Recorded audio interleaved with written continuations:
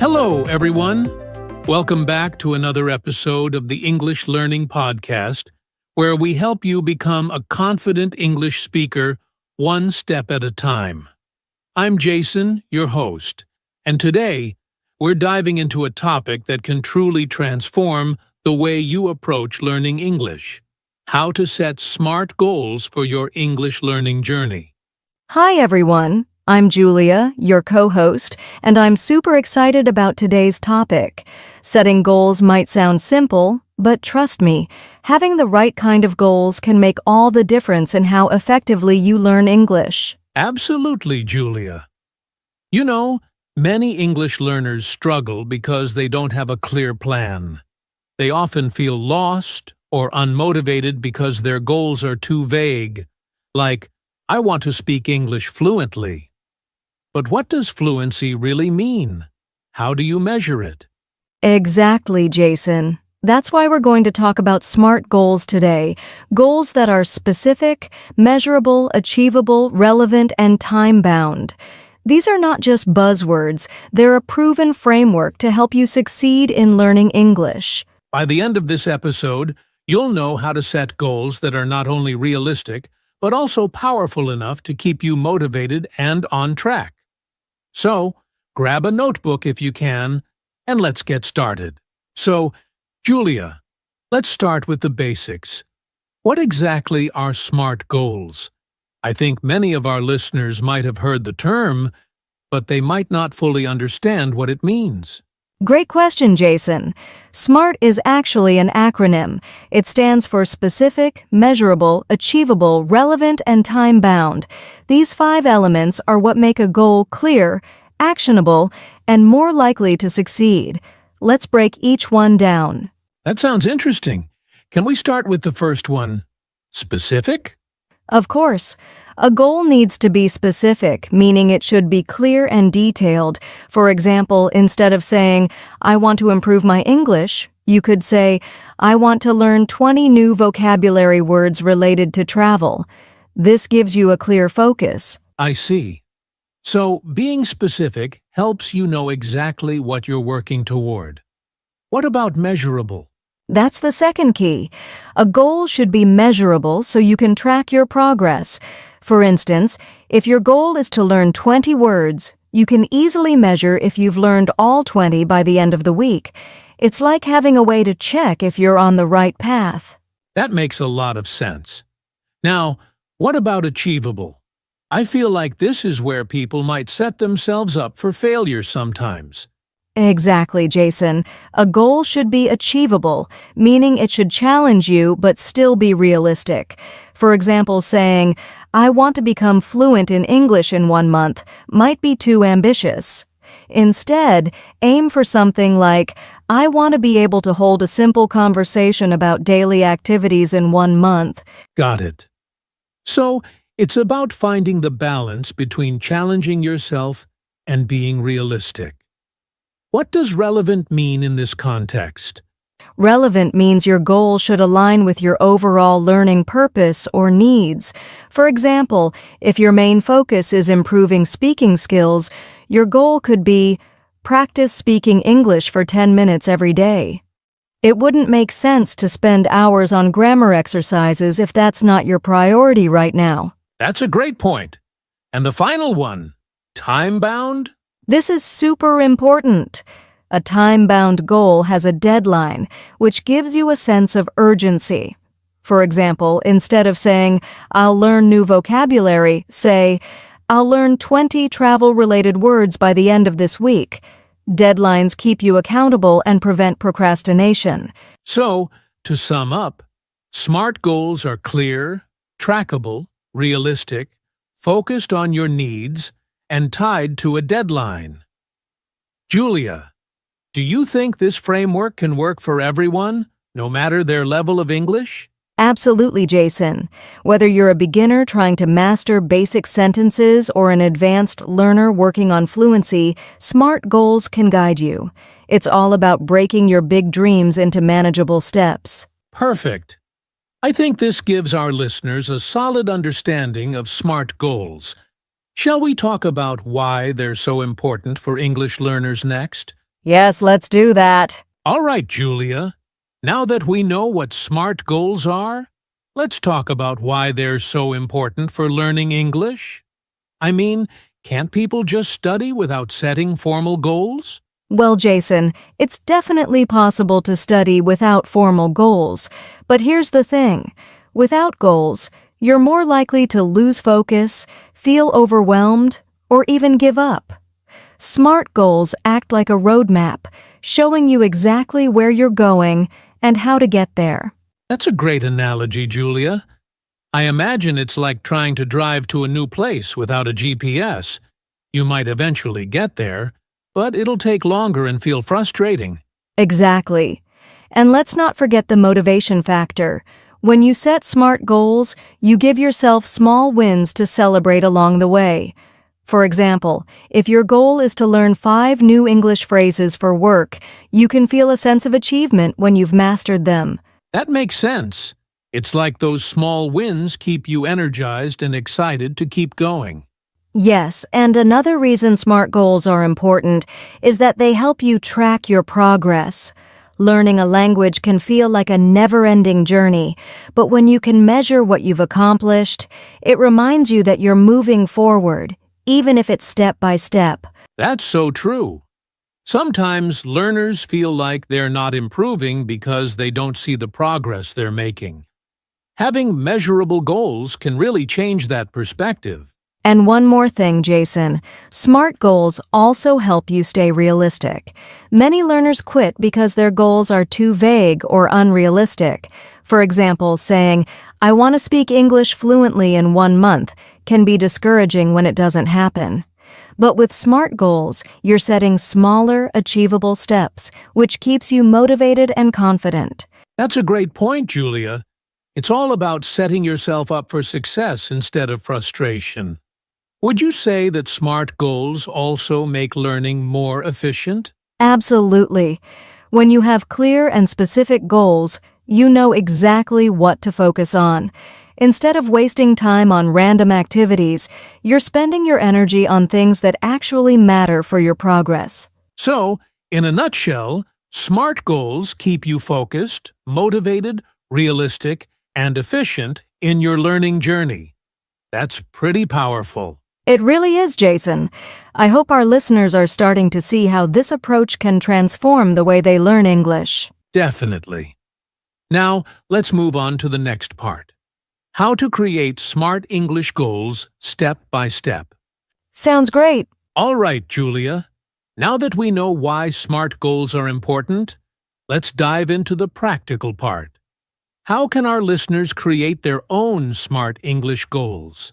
Great question, Jason. Creating SMART goals is simpler than it sounds. It's all about following a step-by-step process. Let's walk through it together. Perfect. Where should they start?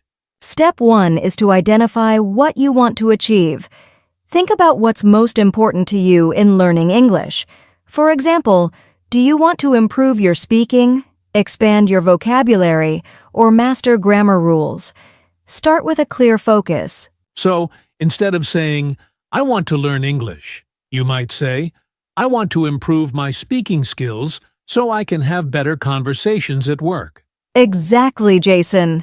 That brings us to step 2. Make your goal specific. Instead of saying improve speaking skills, say practice speaking English for 15 minutes every day using a language app or with a partner. I like that. Specific goals feel more actionable. What's next? Step 3 is to make it measurable. Add a way to track your progress. For example, instead of saying, learn new vocabulary, say, learn 10 new business-related words every week and review them using flashcards. I see. Measurable goals give you a way to check if you're on track. What about making them achievable? That's step 4. Make sure your goal is realistic. Think about your time, resources, and current skill level.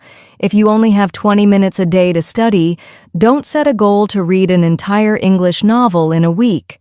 Instead, aim for something like read 1 page of an English book every evening. That's a great tip, Julia. Unrealistic goals can make you feel discouraged if you can't reach them. What about relevance? Step 5 is to make your goal relevant. Ask yourself, does this goal help me achieve my bigger learning objectives?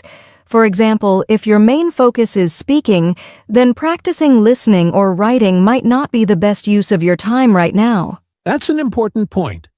Staying relevant keeps you focused on what truly matters. And the last step? Step 6 is to set a deadline. Make it time-bound. A goal without a timeline can lose its urgency.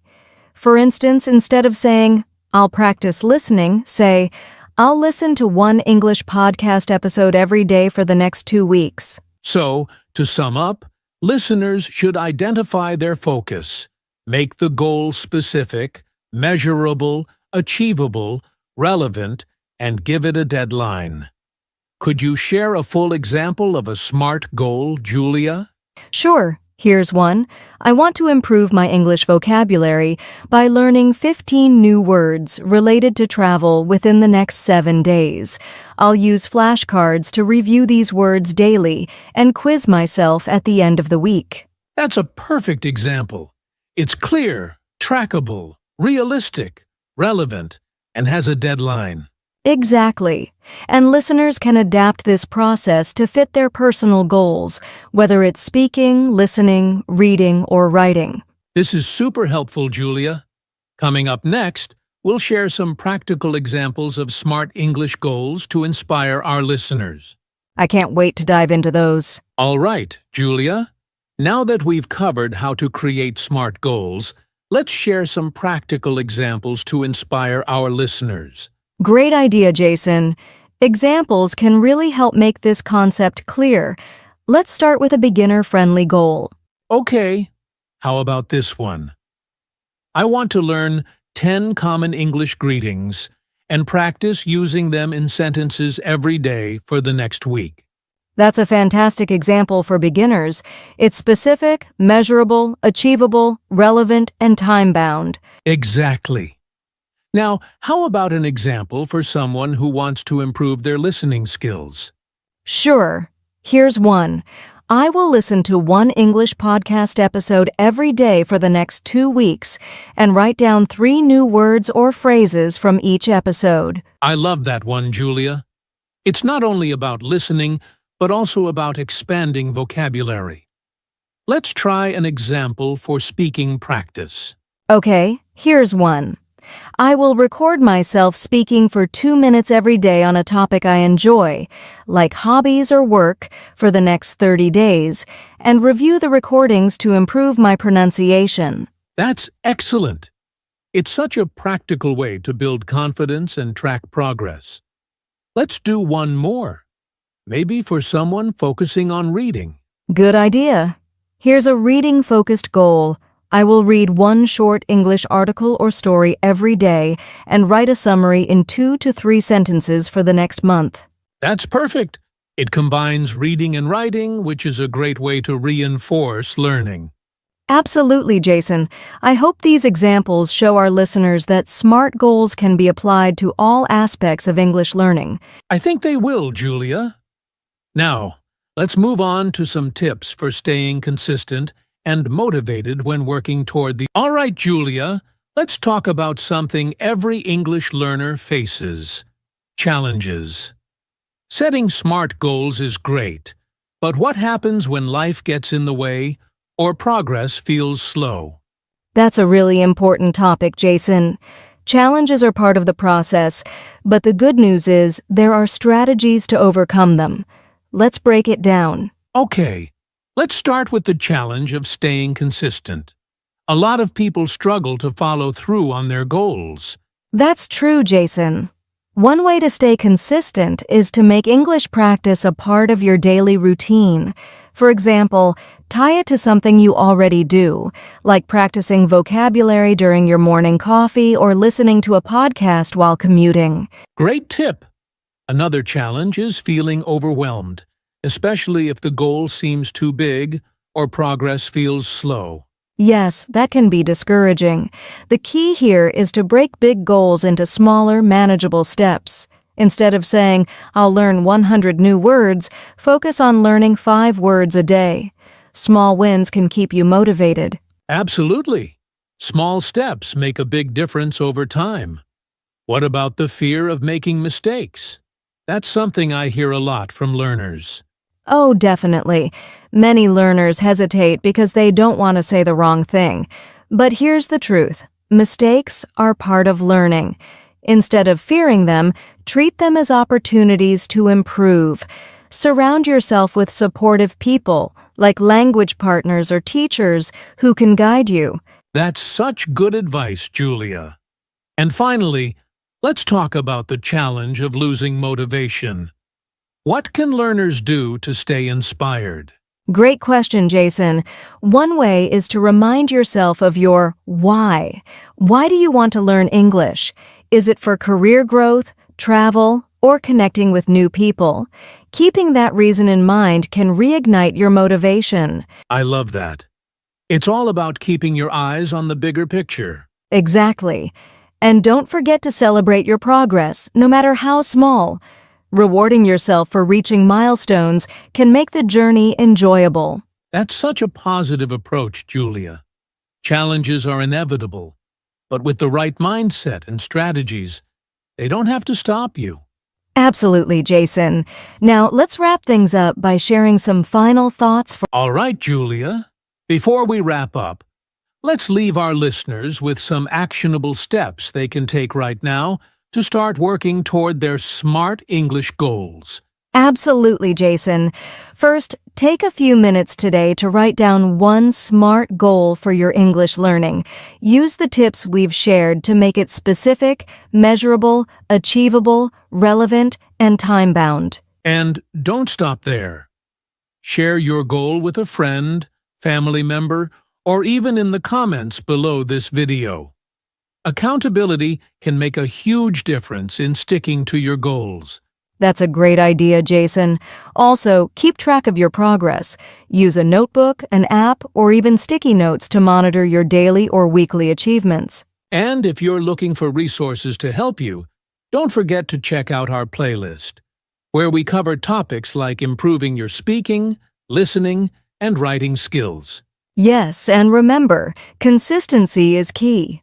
Even small efforts every day will add up over time. So, listeners, what's your first SMART goal going to be?